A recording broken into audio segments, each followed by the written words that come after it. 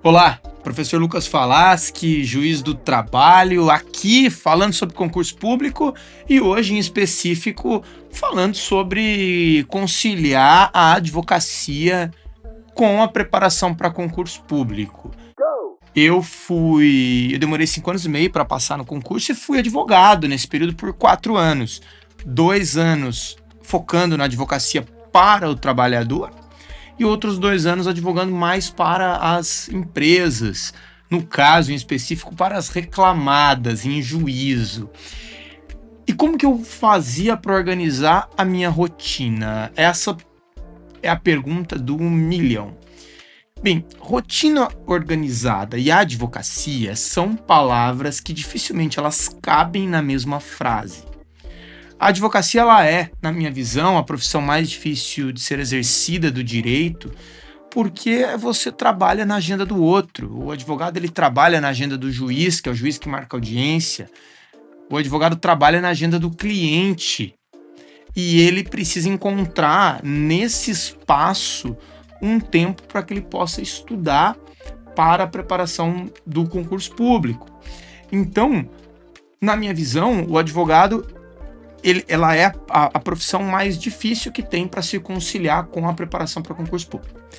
Ah, Lucas, então eu preciso desistir de advogar e só estudar? Não, não é isso que eu estou dizendo. O que eu fazia? Bom, primeiro, eu tinha minhas metas de estudo e eu me preocupava em colocar algumas horas de estudo em horários que eram, na minha visão, blindados. Por exemplo, o período da noite. O período da noite, das 6 às 8, às 9 da noite, é um horário que o fórum já estava fechado, que dificilmente teria uma reunião com o cliente. Então, eu me organizava para ter esse horário sempre à disposição dos estudos. Então, mesmo num dia em que eu tinha uma carga maior de trabalho, eu sabia que eu conseguia executar de 2 a 3 horas de estudo. Eu sei que chego em casa cansado, eu também chegava muitas vezes cansado, nem sempre o estresse do dia a dia permitia que o estudo rendesse perfeitamente, mas uma coisa que eu me preocupava era em não parar. Então, até mesmo nesses dias, eu dedicava 1 hora ou eu trocava o estudo por uma forma mais leve, como, por exemplo, resposta de questão ou revisar um assunto que eu gostasse muito para poder ficar mais fácil, tá? Essa que é a verdade. Então, o primeiro ponto foi colocar pelo menos horas blindadas. Segundo ponto, quando eu advogava para trabalhador, eu me concentrava em colocar os compromissos profissionais em um único dia. Então, eu preferia colocar os compromissos profissionais, por exemplo, de quinta-feira ou sexta-feira, porque eu sabia que segunda, terça e quarta eu rendia, e o fato de na quinta-feira eu já ter cumprido com pelo menos 15 horas de estudo, eu ficava tranquilo porque eu sabia que, olha, se eu não der conta, eu já estudei 15 horas essa semana. A semana ela já teve um bom desempenho. Então isso era uma forma que me ajudava. Então era ter horas blindadas ali, concentrar os compromissos, e depois de um tempo foi importante para mim, quando eu passei a trabalhar para as reclamadas, estar distante do cliente.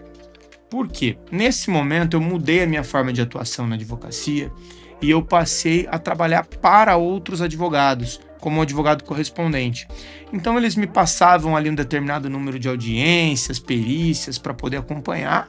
Eu comparecia, mas o principal eu não precisava marcar com o cliente, agendar com o cliente, eu não precisava dar resposta para o cliente, eu não precisava ir buscar o cliente, eu não precisava fazer nada com o cliente, eu só comparecia no fórum, fazia meu trabalho, recebia menos, mas por outro lado eu não tinha o estresse emocional e tinha mais tempo livre para poder estudar.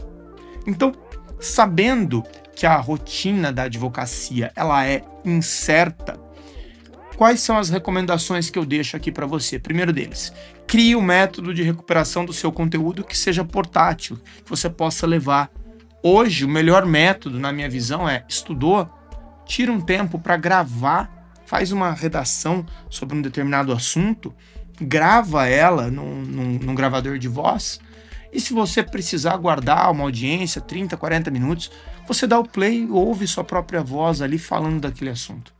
Esse é um ponto, tá? Essa é uma recomendação. O mesmo vale para carro. Tá no carro, podcast, tá no transporte público, fone de ouvido, vai ouvindo alguma coisa que ajuda você a aproveitar o tempo morto. Hoje nós temos podcasts com a letra da lei e tenho certeza que você ouvi-lo ali vai ajudar você na primeira etapa do concurso público. Bom, então, a maior dificuldade para o advogado é essa questão da rotina, organizar os estudos. E a segunda recomendação é que você entenda e aceite isso. E, sério, no dia a dia ali, recebo advogados ali na sala de audiência que por vezes falam sobre concurso público. Eles falam assim, pô, Lucas, mas eu não tô conseguindo e tal. E assim, você tem uma profissão, você tá ocupando uma posição que você tá ganhando por essa incerteza, por essa agenda que flutua, que balança. Então, se você numa semana não conseguiu desempenhar suas 20 horas de estudo, suas 10 horas, suas 5 horas de estudo, calma, não se culpe, não julgue, não abandone o barco, não deixe a sua preparação de lado. Pelo contrário, aconteceu isso numa semana, pode ter certeza que a sua agenda ela vai flutuar e na próxima semana você vai encontrar um tempo até mesmo maior do que na semana anterior. Tá, então não se culpe. Terceiro, use, quando possível, os finais de semana, ou para compensar os estudos, ou eventualmente para poder trabalhar. Estudar é mais difícil do que trabalhar. Porque trabalhar, muitas vezes, a própria pressão do trabalho, o exercício mecânico de sentar no computador e escrever, faz com que o resultado apareça. Agora, estudar, você precisa estar o mais blindado possível, dormir bem, comer bem, estar em paz, não estar brigado com a namorada, não estar passando por dificuldades, que isso também tira a concentração. Então, estudar é mais difícil do que trabalhar. Então, use o final de semana para compensar as dificuldades que você encontrou ou na profissão ou no estudo. Por último, e aqui é o papo mais profundo desse vídeo. Depois de um tempo, estudar para concurso público atrapalha a sua advocacia. Tá? Por quê? Porque, e preciso que você me interprete bem, tá?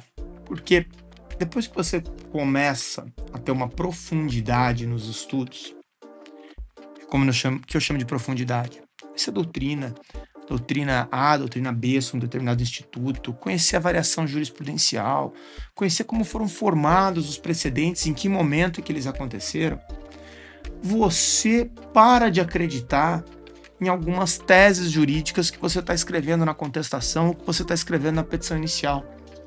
E quando isso acontece, e você já está ali formado por essa base do direito, quando isso acontece, no momento que você estiver frente a frente com o cliente, muitas vezes você vai dizer assim, olha, essa ação não vale a pena, ou eu não acredito nessa tese, ou será? E porque você começa a já se antecipar a posicionamentos e a julgamentos que vêm da formação e da profundidade do seu conteúdo. Então, eu passei por isso, depois de um tempo estudando para concurso público, alguns pedidos que eu fazia na petição inicial, eu entrava e depois chegava em juízo, conseguia até acordos em cima disso, eu mesmo não me sentia mais com coragem de colocar isso no papel, de ventilar isso no judiciário. E o mesmo aconteceu com relação às teses de defesa. Então, saiba que isso é um processo natural, que ele vem com o seu aprofundamento.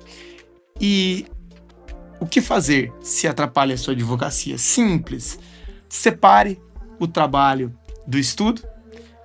2 casamentos, para que eles possam conviver bem, eles precisam estar separados, divorciados um do outro aqui.